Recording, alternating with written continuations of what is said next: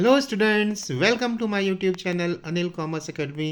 Students, आज मैं आप सभी को एसबीपीटी पब्लिकेशन की बुक से साझेदार का अवकाश गणित चैप्टर से क्वेश्चन नंबर 17 सॉल्व कराऊंगा। तो चलिए बच्चों, क्वेश्चन नंबर 17 देखते हैं क्या कह रहा है। क्वेश्चन नंबर 17 कह रहा है निम्नलिखित चिट्ठा एक्स वाई तथा जेड का है जो 31/5/2020 को साझेदारी में है। दायित्व बच्चों दे रखे हैं, लेनदार 9,000, समान संचिति 18,000, लाभ हानि खाता 6,000। कैपिटल बच्चों दे रखी है एक्स वाई जेड की 12, 10, 10। प्लांट और मशीनरी देखी 18,000, फर्नीचर दे रखा 12,000 का, स्टॉक 8,000 का, देनदार 15,000 के, कैश दे रखी 12,000 की। उसके बाद नीचे दे रखा है बच्चों वाई 1/6/2020 को अवकाश ग्रहण करता है। उसके अवकाश प्राप्त पर संपत्ति एवं दायित्वों का पुनर्मूल्यांकन निम्न प्रकार किया गया था। प्लांट और मशीनरी को 22,000, स्टॉक 13,000, फर्नीचर 10,000। संदिग्ध ऋणों के लिए देनदारों पर 5% संचित कीजिए। लेनदारों को 8,500 रुपये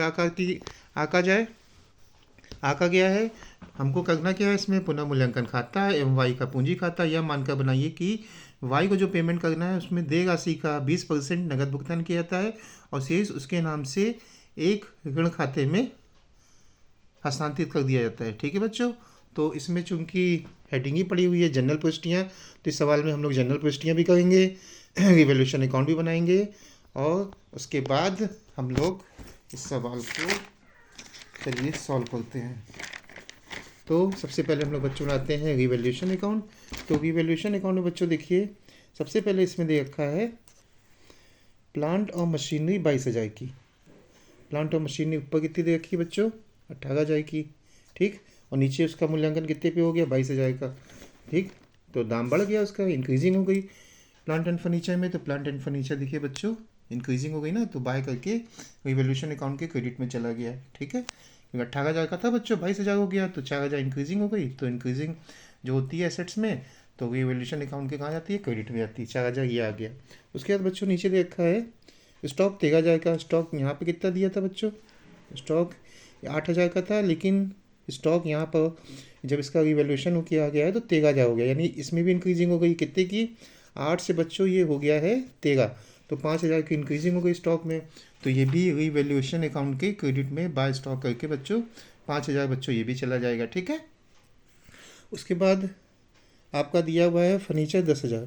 फर्नीचर बच्चों ऊपर दे रखा था 12,000 का, और नीचे फर्नीचर जब उसका रिवैल्यूएशन किया गया उसका वैल्यू लगाई गई है 10,000, तो यानी 2,000 रुपये कम हो गया, डिक्रीजिंग हो गई है फर्नीचर के प्राइस में। तो आपका फर्नीचर ये देखिए 2,000 रुपये ये आ गया। ठीक है बच्चों, उसके बाद देनदारों पर कहा गया 5% संचित कीजिए। देनदार हमारे दिए हैं 15,000। 15,000 का बच्चों 5% होता है 750, तो 15,000 का 5% देखिए 2 RBD 750 बच्चों ये आ गई है। ठीक, उसके बाद इन्होंने कहा है कि लेनदारों को 8,500 पर आका जाए। लेनदार कितने के थे, 9,000 के, इनको आका गया है कितने पे, 8,500 पे। तो 500 रुपये का फ़ायदा हो गया है, क्योंकि 500 रुपये हमें पेमेंट नहीं करना पड़ेगा लेनदारों को, तो ये फ़ायदा हो गया। तो रिवैल्यूएशन अकाउंट के देखिए बच्चों ये चला गया कहाँ, क्रेडिट में चला गया। ठीक, जब बच्चों हमने क्रेडिट का जोड़ा 5,4,9 9,500 और इधर का केवल है 2,750, यानी केवल 2750। तो 9,500 में जब 2750 घटाया बच्चों तो आंसर आ रहा है हमारा 6,750। क्योंकि बच्चों इसमें देखिए सवाल में कहीं पर भी कोई रेशियो नहीं दे रखा है, तो जाहिर सी बात है बच्चों ये नियम ही है कि जब कि कोई भी रेशियो ना दिया हो तो जितने पार्टनर होते हैं वो प्रॉफिट एंड लॉस इक्वल बांटते हैं।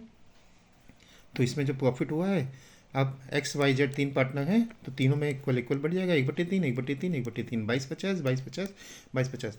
अब बच्चों ये जो हम लोगों ने पोस्टिंग की है रिवैल्यूएशन अकाउंट में एसेट्स और लाइबिलिटीज़ में जो भी इंक्रीजिंग और डिक्रीजिंग हुई है, ठीक है, तो उसको जनरल एंट्री के माध्यम से कैसे करते हैं।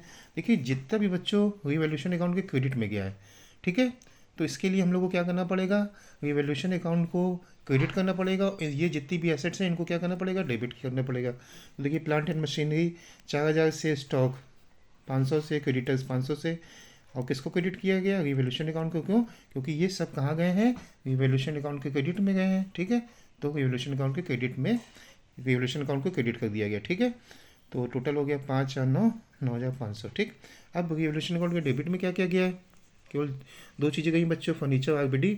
तो इसमें क्या होगा, रिवैल्यूएशन अकाउंट को डेबिट किया जाएगा, revaluation account debit to furniture to RBD। तो revaluation account debit to furniture to IBD, ठीक है बच्चों, बीइंग एसेट्स रिवैल्यूएटेड हो गई है। अब जो भी प्रॉफिट और लॉस होता है उसके लिए जनरल एंट्री बच्चों क्या होगी, उसके लिए जनरल एंट्री बच्चों होगी revaluation account debit to X capital, to Y capital, to Z capital. क्यों? क्योंकि ये जो प्रॉफिट आया है वो तीनों पार्टनर में बट गया है। किस अकाउंट में बटा? रिवैल्यूएशन अकाउंट के डेबिट में। तो रिवैल्यूएशन अकाउंट को डेबिट कर दिया गया to X capital, to Y capital, to Z capital, ठीक है बच्चों। उसके बाद दिया था आपका समान संचिति बच्चों 8,000 की, 18,000 की, ठीक है। ये दिया गया है किस अवकाश ग्रहण करेगा कौन बच्चों? वाई। तो 18,000 में से अगर वाई को दिया जाएगा तो 6,000 वाई को दिया जाएगा, ठीक।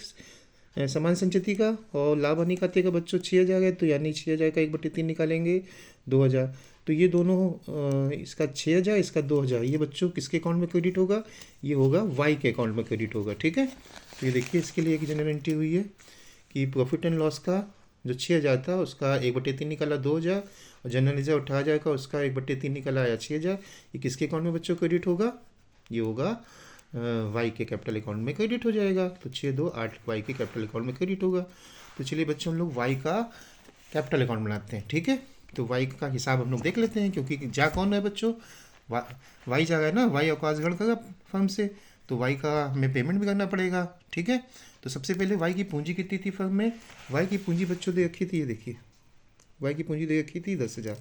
तो वाई की पूंजी हम लोगों ने, ये देखिए वाई की पूंजी हम लोगों ने लिख ली 10,000। लाभ हानि खाते का बच्चों जो अभी हम लोग ने ये जनरल एंट्री की है 2,000, 6,000, ये वाई के कैपिटल अकाउंट में क्रेडिट होकर पोस्टिंग हो जाएगी। ये देखिए ये एंट्री थी बच्चों, ये लाभ हानि खाते की और जनरल रिजर्व की, ये दोनों वाई कैपिटल क्रेडिट हो गए। तो क्रेडिट में जाके by PL by general reserve कर दिया हमने, by PL 2,000 by general reserve 6,000। और जो रिवैल्यूएशन अकाउंट हम लोग ने बच्चों बनाया था पीछे, ये देखिए रिवैल्यूएशन अकाउंट बनाया था बच्चों, तो इसमें वाई का हिस्सा कितना है? 2250 बच्चों। तो ये भी इनके अकाउंट में चला जाएगा, बाय रिवैल्यूएशन अकाउंट करके वाई के अकाउंट में चला गया। जब हमने जोड़ा बच्चों 10, 2, 12, 12, 6, 18, 18, 2, 20, 20,250 वाई का हिसाब बना बच्चों। 20,250 इनको देना था, लेकिन सवाल में बच्चों एक चीज़ देखिए, सवाल में एक चीज़ देखी है कि वाई को जितना भी पेमेंट करना है, यानी 20,250 पेमेंट करना है, उसका 20% नगद पेमेंट किया जाएगा। तो 20,250 बच्चों जो वाई को देना है उसका हिसाब निकल के आया है, उसका 20% उसको कैश देना है, टू कैश, यानी 20% जब निकालेंगे 20,250 का बच्चों 20% आएगा 4,050। तो 20,250 में 4,050 घटाएंगे बच्चों, तो जो भी बैलेंसिंग अमाउंट अब बची 16,200, यानी 80% पेमेंट अभी भी उसे वाई को देना बाकी है, ठीक है। वो किस में ट्रांसफ़र करना है? ये देखिए सवाल में दे रखा है किस में? शेष रकम उसके नाम से एक लोन खाते में ट्रांसफ़र करनी है। तो शेष रकम कितनी बच्चों बची है? 20,250 में तो हमने कैश पेमेंट 20% उसे नगद दे दी है, ठीक है। और बाकी बैलेंसिंग अमाउंट 80% बची 16,200 बच्चों, उसके लिए वाई के नाम से बच्चों एक लोन अकाउंट खोल दिया गया है, ठीक है बच्चों, 16,200। तो चलिए बच्चों हम लोग आंसर मिला लेते हैं। आंसर में रिवैल्यूएशन अकाउंट का आंसर तो 6,750 आ गया था, और अमाउंट पेबल टू वाई कितनी थी? 20,250 इतनी टोटल देनी थी। उसमें से बच्चों 20% हमने नगद दे दिया, और 80% क्या कर दिया गया है? उसको लोन में उसके एक लोन अकाउंट खोल दिया गया उसके नाम से, वाई के अकाउंट के वाई के नाम से बच्चों, ठीक है। ये 16,200 आ गया, ठीक है बच्चों। तो ये बच्चों ये क्वेश्चन नंबर 17 था, ठीक है। क्वेश्चन नंबर 17 था। अगर आपको बच्चों ये सवाल समझ में आया हो तो प्लीज़ इस वीडियो को लाइक, शेयर, कमेंट और चैनल को सब्सक्राइब ज़रूर कीजिएगा। तो मिलते हैं नेक्स्ट वीडियो में। Thank you.